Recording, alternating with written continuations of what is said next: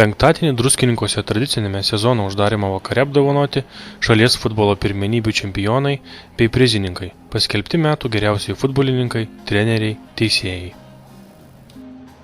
Svečius su sezono finišu sveikinęs Lietuvos futbolo federacijos prezidentas Liutauras Varanavičius sakė, kad šiemet ypatingai daug visuomenės dėmesio sulaukę nacionalinės rinktinės rezultatai nepelnytai užgožė futbolo bendruomenės įdėtas pastangas į šios sporto šakos puoselėjimą.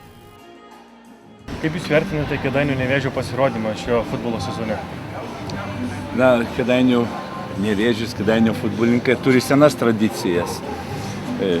Kažkada tai žaidėm aukščiausiai lygoj, o antra vieta pirmoji lygoj, tai su tokiu, sakykime, komandos biudžetu tai yra geras pasiekimas. Ar savivaldybė turi galimybių su ekonominiu sumečiu prisidėti prie komandos žaidimo?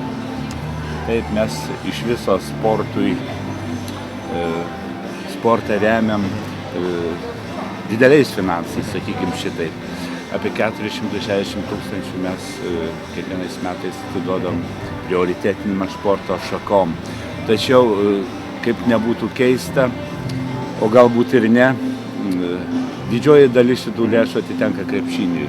Futbolui kol kas dar ne, bet mes žadam situaciją keisti. Ar Jūs spėjote išbandyti Snoro Snow arenos paslaugas? Dar ne, bet jau antrą kartą čia esu. Ar esat patenkintas šiuo sezono rezultatais? Žinoma, patenkintas, užimta antroji vieta, pats tapęs rezultatyviausių lygos žaidėjų, sakyčiau, patenkintas. Galėjo būti geriau, bet gerai kaip yra. O prieš sezono pradžią kokie buvo išsikelti tikslai?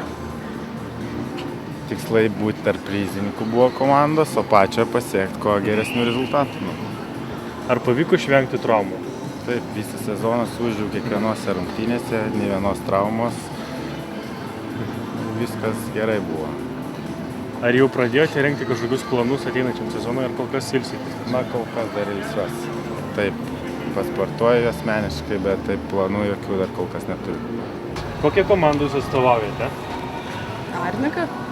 Druskininkų Arnika? Taip. Ir kokioj lygoje žaidžiate Jūs? O tai Druskininkuose varžybų turit kažką? Tai būna, bet čia tik tarp mokyklinės daugiausiai turiu. Ne tik prieš ją. O jeigu kitos tai važiuojam į Alytų, pavyzdžiui, kažkur taip.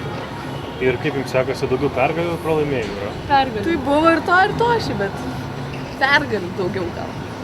Ir kokį aukščiausią vietą esate iškovoję? Taip, turbūt. Čia Druskininkuose ar tarp miestininkų? Druskininkuose ir Alytus buvo atvažiavę. Be Alytaus komandos tai pirmą vietą. Ir kas Jūsų treneris? Vytautas Dapčius. Geriausiu Lietuvos futbolo teisėjų asistentu šiemet tapo Europos jaunimo iki 21 metų finale teisėjavęs kaunietis Vytautas Šimkus, aikštės teisėjų vilnietis Nerijus Dunauskas. Tradiciniuose Lietuvos futbolo federacijos 2011 metų geriausių žaidėjų ir trenerių rinkimuose triumfavo nauji laureatai. Geriausiu šių metų šalies futbolininkų išrinktas nacionalinės rinktinės vartininkas Žydrūnas Karčemarskas, o geriausiu Lietuvos žaidžiančių futbolininkų pripažintas Panevėžio Ekrano veteranas Ignas Dedura. Geriausiu jaunųjų žaidėjų iki 21 metų paskelbtas antrus metus iš eilės išrinktas Tadas Eliošius, o geriausiu treneriu antrą kartą karjeroje tapo Valdas Urbonas.